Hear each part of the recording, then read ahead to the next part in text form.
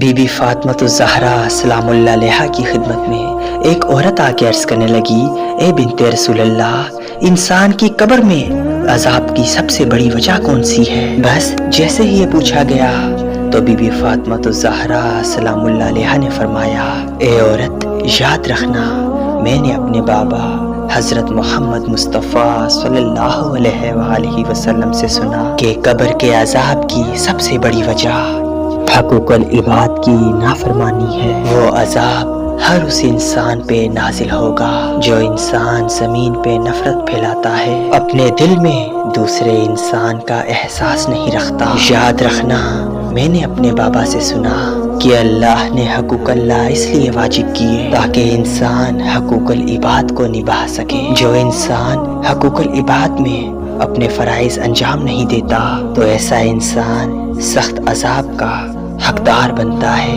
اے عورت، اپنے آپ سے یہ عہد کر لو کہ نہ کسی انسان کو اپنے ہاتھ سے اور نہ زبان سے کسی کو تکلیف دو گی۔